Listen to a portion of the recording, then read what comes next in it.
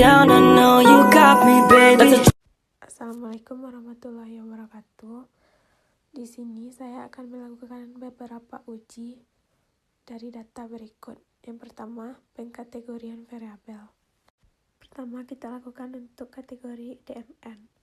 Pertama, klik transform, lalu klik record into different, lalu pindahkan DMN ke bagian input variabel,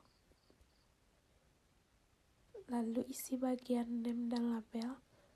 Di sini name-nya kita buat cut DMN dan labelnya kategori. Klik change, lalu klik add new value, pilih bagian low,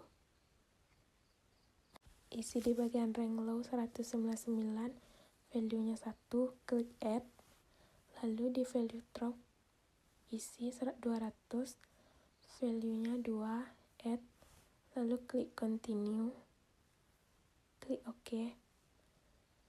Nah, keluar hasil outputnya. Lalu kita klik bagian variable view, lalu isi value-nya 1, labelnya tidak diabetes, lalu klik add, value yang kedua, labelnya diabetes, lalu klik add, klik OK, klik data view, dan terlihat hasilnya. Selanjutnya, uji chi-square untuk mengetahui hubungan antara PJK dengan DM. Pertama, klik analyze, klik descriptive, lalu cross tab, lalu pindahkan DM ke bagian row,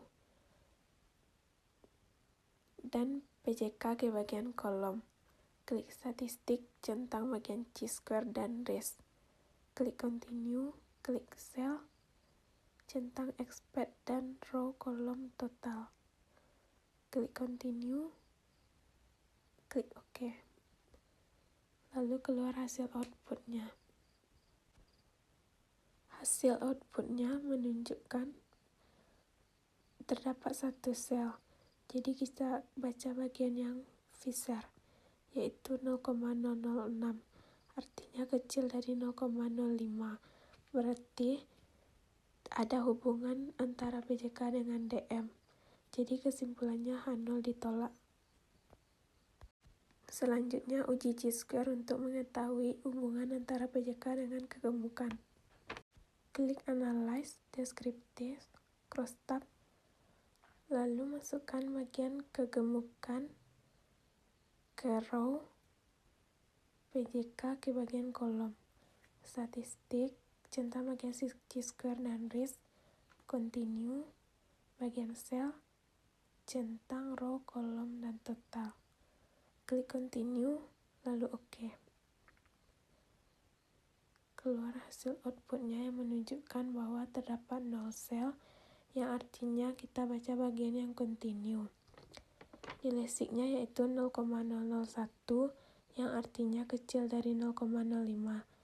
Jadi kesimpulannya ada hubungan antara PJK dengan kegemukan. Jadi H0-nya ditolak. Selanjutnya, uji chi-square untuk melihat hubungan antara kegemukan dengan DM. Langkah yang pertama, kita klik analyze, descriptive, lalu cross tab, masukkan kegemukan di bagian row, DM di bagian kolom, klik statistik, centang chi-square dan race, klik continue, klik cell, centang row, kolom, dan total, klik continue, lalu OK. Lalu keluar hasil outputnya yang menunjukkan terdapat 0 sel. Jadi kita baca bagian yang continue, yang seek to tell. Di sini terdapat hasilnya menunjukkan 0,246, yang artinya besar dari 0,05. Jadi kesimpulannya tidak ada hubungan antara kegemukan dengan DM. Jadi H0-nya diterima. Uji chi-square untuk mengetahui apakah ada hubungan antara jenis kelamin dengan PJK. Pertama, klik Analyze, lalu Deskriptif, Cross Tab, masukkan jenis kelamin ke bagian row, dan PJK ke bagian kolom. Klik Statistik, centang bagian Chi-square dan race, Continue, klik Cell, centang bagian row, kolom, dan total, lalu Continue, klik OK. Lalu keluar hasil outputnya yang menunjukkan bahwa terdapat 0 sel. Jadi kita baca bagian yang Continue. Di sini menunjukkan angka 0,467 yang artinya besar dari 0,05. Jadi kesimpulannya tidak ada hubungan antara jenis kelamin dengan penyakit jantung koroner. Jadi H0-nya diterima. Selanjutnya, uji T independen antara umur dengan PJK. Syaratnya harus dilakukan uji normalitas terlebih dahulu. Kita melakukan uji normalitas untuk variabel umur karena umur merupakan kategorik. Klik Analyze, Deskriptif, lalu Explore, lalu pindahkan umur ke bagian dependent list, klik Plot, centang normality dan histogram, Continue, lalu klik OK. Keluar hasil outputnya. Kita lihat nilai signya di bagian Kolmogorov karena datanya lebih dari 50. Di sini terlihat nilai signya yaitu 0,118 yang artinya besar dari 0,05. Jadi data dinyatakan normal. Setelah data dinyatakan normal, baru kita lakukan uji T independen. Pertama, klik Analyze, Comparement, lalu pilih Independen, masukkan umur ke bagian tes variabel, PJK ke bagian Grouping, klik Define Group. Di grup 1 isi 0, di grup 2 isi 1, lalu Continue, klik OK. Lalu keluar hasil outputnya. Untuk menentukan variannya sama atau beda, kita bisa membaca di bagian Levin Test yang signya. Di sini terlihat nilai signya 0,008 yang artinya kecil dari 0,05. Jadi variannya berbeda. Karena variannya berbeda, jadi kita membaca di bagian not asumsi yang sig to tell. Di sini hasilnya menunjukkan 0,320 yang artinya besar dari 0,05. Jadi kesimpulannya tidak ada hubungan antara umur dengan PJK. H0 diterima. Selanjutnya kita akan melakukan uji T independen untuk mengetahui hubungan antara umur dengan DM. Pertama, klik Analyze, Comparement, Independent Sample, lalu pilih variabel umur, pindahkan ke tes variabel, lalu DM, pindahkan ke bagian Grouping variabel, klik Define Group, grup 1, buat 0, grup 2, 1, klik Continue, lalu OK. Lalu keluar hasil outputnya. Di sini nilai Levin testnya menunjukkan 0,040 yang artinya besar dari 0,05. Jadi variannya sama. Jadi karena variannya sama, kita baca di bagian varian asumsi yang di atas bagian sig to tell. Nilai signya yaitu 0,001 yang artinya kecil dari 0,05. Jadi ada hubungan antara umur dengan DM. H0-nya ditolak. Selanjutnya kita akan melakukan uji ANOVA antara trigliserida dengan umur. Sebelumnya kita harus melakukan uji normalitas terlebih dahulu. Langkah pertama, klik Analyze, lalu Deskriptif, pilih Explore, masukkan trigliserida ke bagian Dependent List, klik Plot, centang, histogram dan normality, plots, Continue, lalu klik OK. Lalu keluar hasil outputnya. Di sini nilai signya menunjukkan 0,001, artinya kurang dari 0,05, jadi data tidak normal. Jadi karena data tidak normal, maka kita coba lakukan transformasi data. Langkahnya yang pertama yaitu klik transform, lalu klik complete variable, isi di bagian target variable cut triglycerida, lalu klik arithmetic, log 10 pindahkan ke atas, lalu klik pengukuran triglycerida, klik OK. Setelah itu kita lakukan uji normalitas lagi, klik analyze, descriptive, explore, reset terlebih dahulu, lalu masukkan cut triglycerida yang kita transfer tadi, klik plot, histogram non-maritis, continue, lalu OK. Nah, keluar hasil outputnya. Di sini data masih tidak normal karena nilai signya tetap 0,001, yaitu kurang dari 0,05. Jadi karena data tidak normal, maka kita tidak bisa menggunakan uji ANOVA. Jadi kita harus melakukan uji Kruskal-Wallis. Pertama, klik Analyze, lalu pilih bagian Non-Parametric Test, klik Legalitas Dialog, pilih K Independen, lalu masukkan triglycerida ke bagian test variabel dan umur yang sudah dikategorikan ke bagian grouping variabel. Klik define range, pilih minimumnya 1, maksimum 3. Klik continue, lalu OK. Di sini kita baca nilai signya yaitu 0,001, artinya kecil dari 0,05, jadi variannya berbeda. Setelah kita lakukan uji Kruskal-Wallis, maka kita lakukan uji Mann-Whitney. Langkahnya yang pertama yaitu Analyze, klik Non-Parametric, Legal Dialog, pilih 2 independent sampel, lalu masukkan bagian triglycerida ke test variabel, kategori umur ke bagian grouping variabel. Klik define group, grup 1, buat 1, grup 2, klik 2. Klik continue, lalu OK. Lalu keluar hasil tesnya. Di sini hasilnya 0,016, besar dari 0,05, artinya tidak ada perbedaan antara umur muda dengan umur menengah. Selanjutnya, uji Mann-Whitney antara umur muda dengan umur tua atau 1 dengan 3. Langkahnya sama, pertama klik Analyze, lalu Non-Parametric, Legal Dialog, klik to Independent, reset,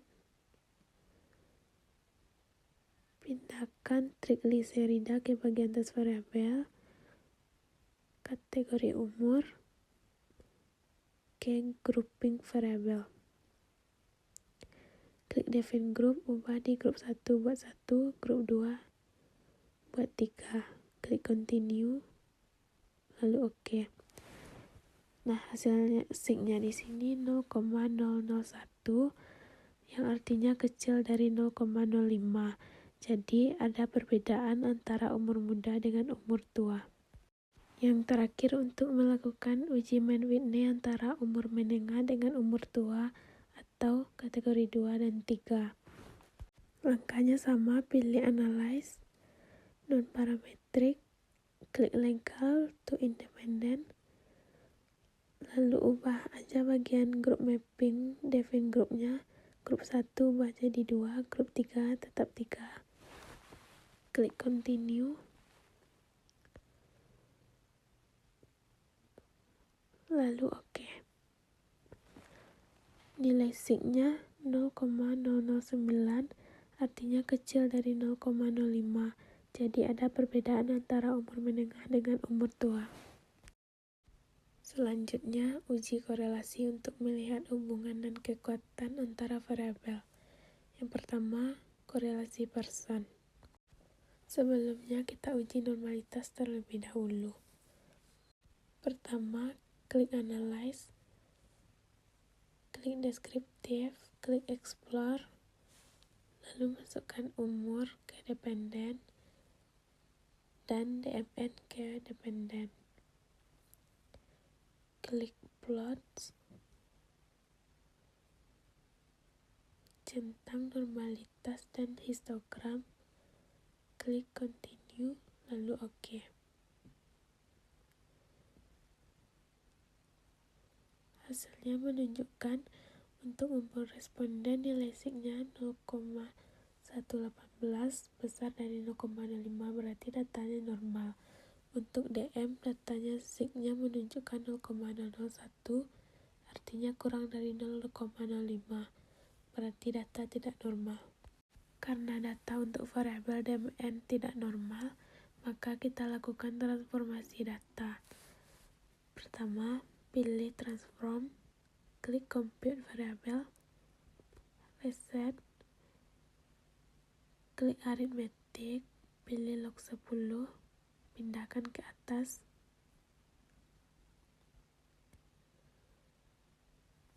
lalu klik DMN, pindahkan, isi di target variabel, cut DMN, lalu klik OK.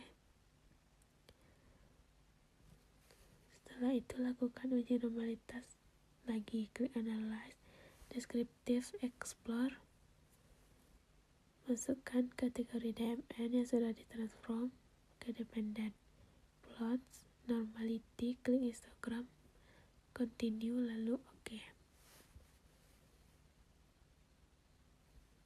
Nilai signya 0,001 kurang dari 0,05, jadi datanya masih tidak normal.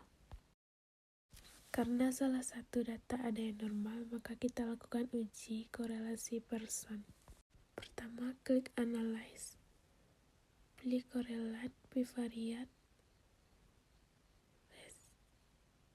lalu masukkan umur responden dan DMN ke variabel, lalu klik OK. Di sini dapat kita lihat nilai R-nya yaitu 0,245 dengan interpretasi lemah dan dengan nilai P 0,14 besar dari 0,05. Artinya tidak ada hubungan antara umur dengan DMN. Jadi H0-nya diterima. 24% umur mempengaruhi DMN. Selanjutnya kita akan melakukan uji Spearman untuk kategori DMN dan trigliserida. Kita akan melihat hubungan antara DMN dan trigliserida dan berapa kekuatannya.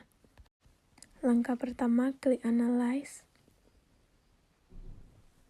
lalu Correlate, klik Bivariate, Reset, lalu masukkan DMN dan trigliserida ke variabel. Lalu centang bagian Spearman, lalu klik OK, dan keluar hasil outputnya. Di sini dapat kita lihat nilai R-nya yaitu 0,78, artinya interpretasinya kuat dengan nilai P 0,441 besar dari 0,05. Jadi tidak ada hubungan antara DMN dan trigliserida, artinya H0 diterima. Uji Spearman untuk melihat hubungan antara trigliserida dengan hiperlipidemia. Langkah pertama, klik Analyze, Correlate, klik Bivariate, Reset, lalu masukkan trigliserida ke variabel dan hiperlimedia.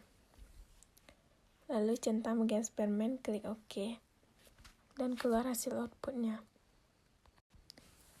Di sini dapat dilihat nilai R-nya yaitu 0,412 atau 42%, berarti interpretasinya sedang dengan nilai P 0,001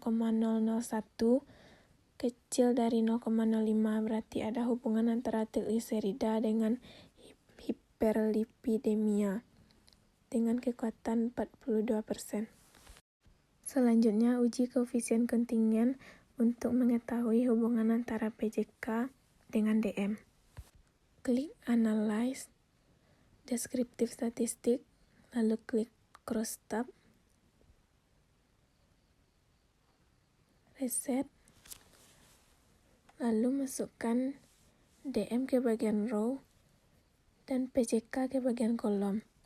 Klik Statistik, centang bagian kontingen koefisien, Continue, klik Sel, centang row kolom dan total, klik Continue, lalu OK. Di sini untuk membacanya, untuk nilai R kita lihat di bagian value, yaitu nilainya 0,288, berarti interpretasinya lemah, dengan nilai P 0,003, yang artinya kecil dari 0,05. Jadi kesimpulannya ada hubungan antara PJK dengan DMN. Jadi H0-nya ditolak. Uji koefisien kontingen untuk melihat hubungan antara kegemukan dengan DM. Langkah pertama, klik Analyze, klik Deskriptif, lalu pilih bagian Crosstab,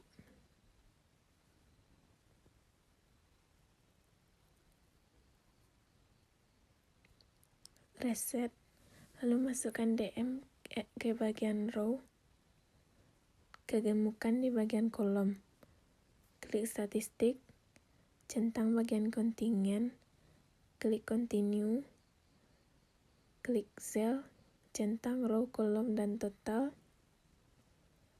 klik Continue lalu OK. Terlihat hasil outputnya. Di sini untuk membaca nilai R-nya, kita lihat di bagian value, yaitu nilainya 0,143, berarti interpretasinya sangat lemah dengan nilai P 0,149, yang artinya besar dari 0,05. Jadi tidak ada hubungan antara kegemukan dengan DM. H0-nya diterima.